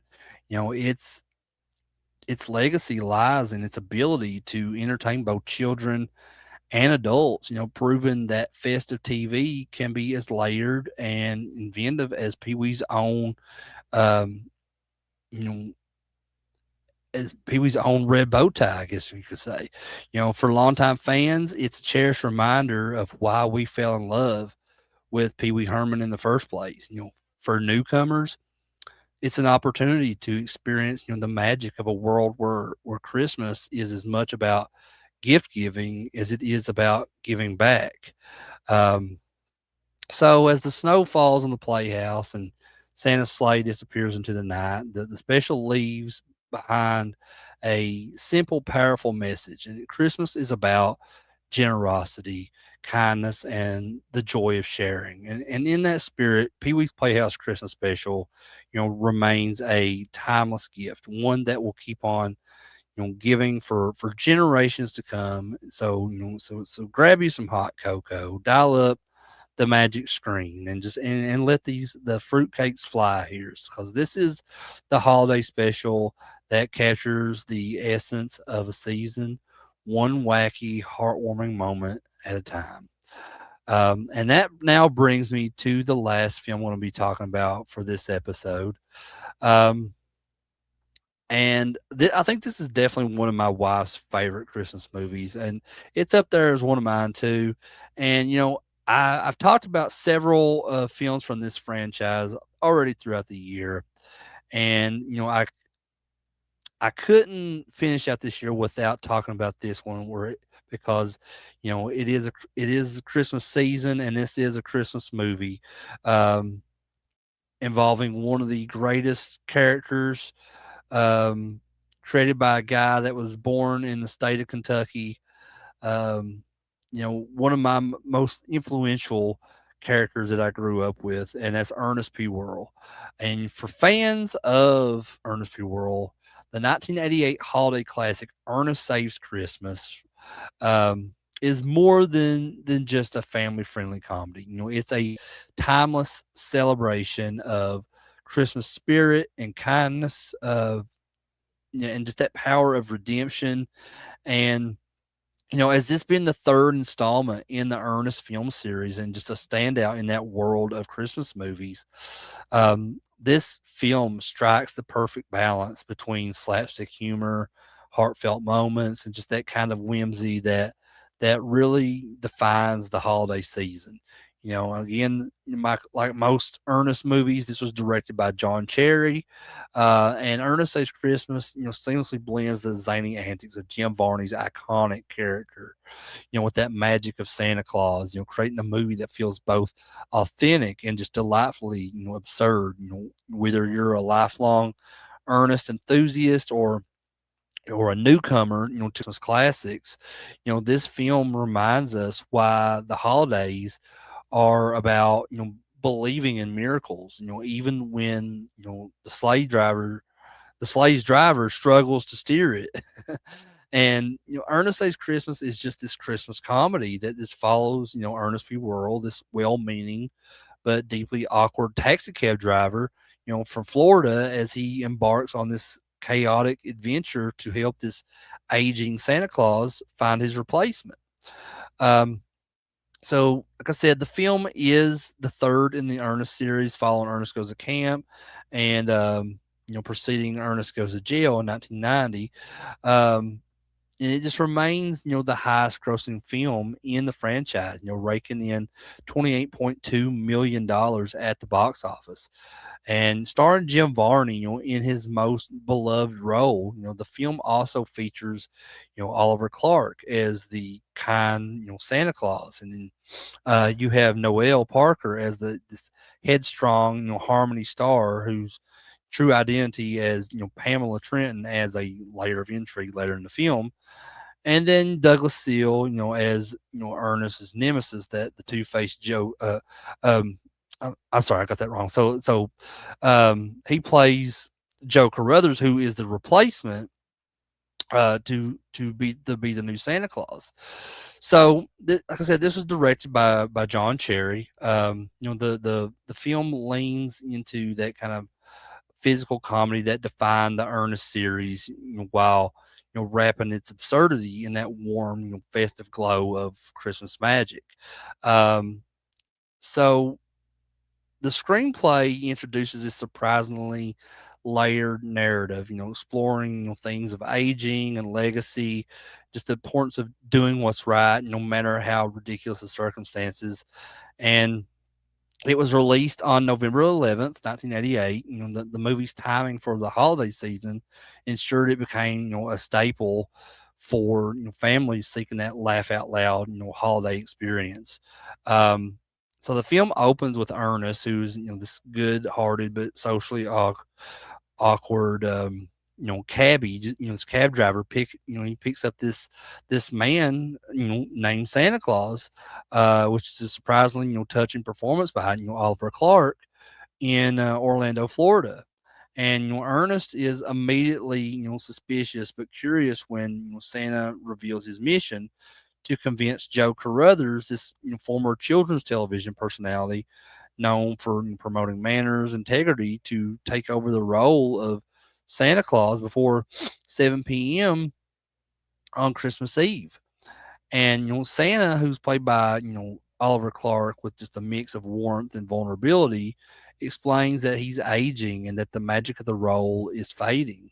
Um, so as Ernest and Santa, navigate the city, this runaway teenager, Harmony Star, hops into the taxi, kickstarting this kind of chain of events, that leads to chaos. And upon arriving at Joe's workplace, Santa realizes he's forgotten, you know, um, his real money and has only play cash, forcing Ernest to just let him ride for free, which is a decision that cost him his job, eventually.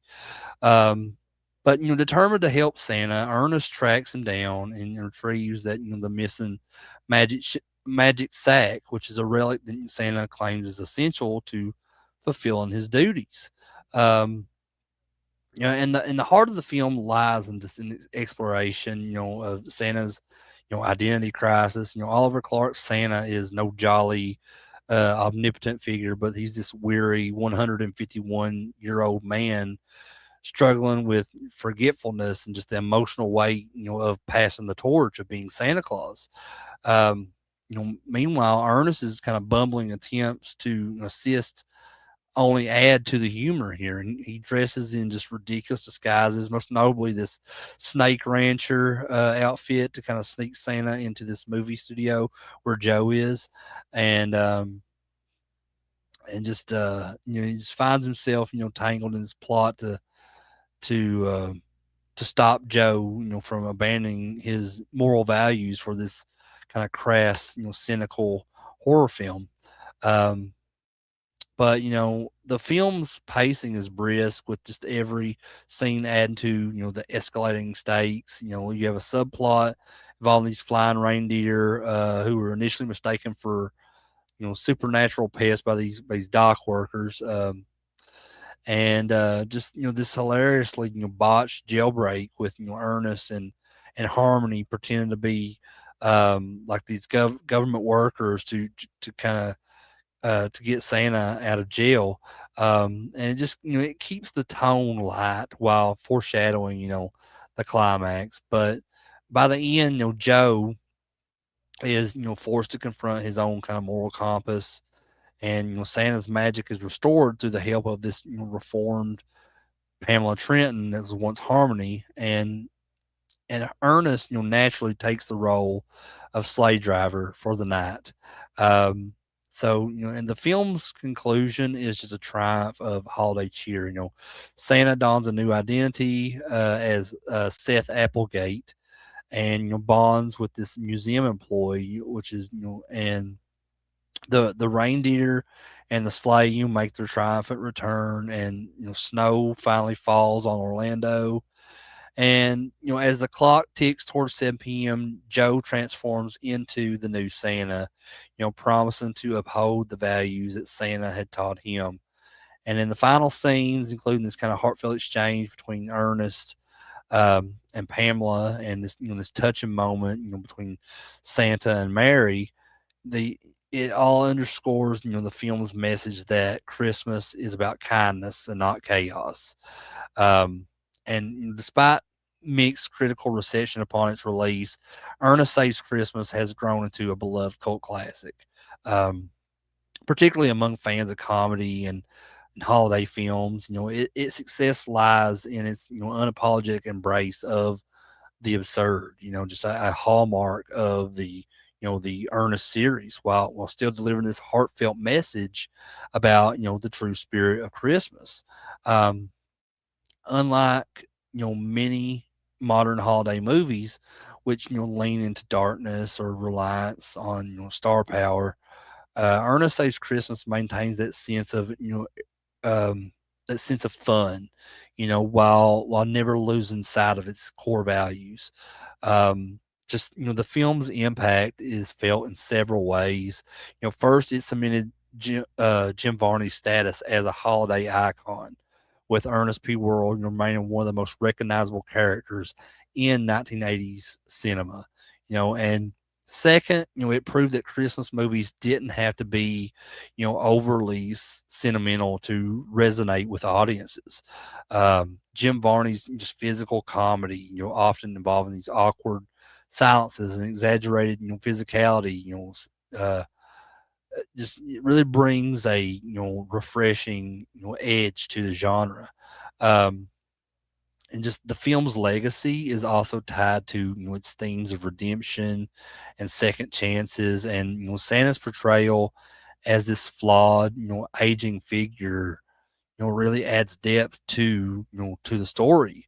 um and just the while Pamela Trenton's art, from thief to this selfless helper, shows how even bad guys can change their ways. These elements make Ernest Saves Christmas more than just a comedy. It's a film that subtly encourages viewers to believe in the power of kindness and forgiveness. Even in the face of chaos.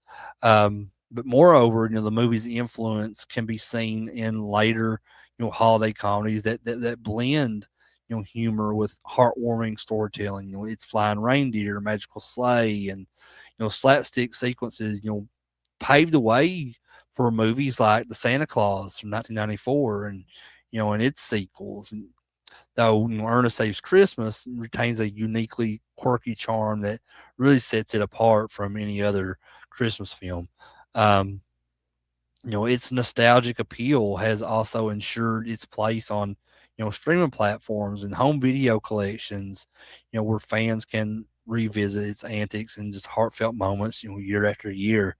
Um, but Ernest Saves Christmas is just it's a holiday gem that deserves, a place on every Christmas movie lover's watch list, I think, with, Jim Varney's iconic performance as Ernest. It's a heartfelt story, um, um, about, the magic of the season, and, just a plot that balances, absurdity with, emotional depth. And just the film is a testament just to the enduring power of Christmas spirit. For fans of Ernest P. Worrell, it's a must watch that just, it captures that essence of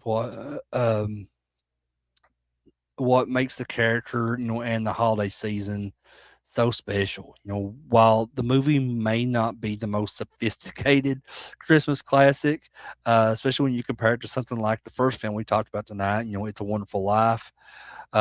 Still, its charm, its humor, and just the message of redemption really makes it a timeless favorite. So whether you're cozying up with loved ones for a family movie night, or you're revisiting the film with nostalgia, Ernest Saves Christmas proves that even the most, awkward cab driver can help save the holidays, and and I think that's a miracle worth celebrating. Um, but guys, I guess that is it for me tonight. I want to thank everyone who either watched this live, or if you're watching this on replay. Thank you guys for taking the time to watch this video. I have another one coming up this Sunday night where we'll be talking about several more Christmas classics. So I hope you can join me for that. On this video, please drop me a comment below on what your favorite of the movies I talked about tonight, or you can just tell me what your favorite Christmas movie is of all time.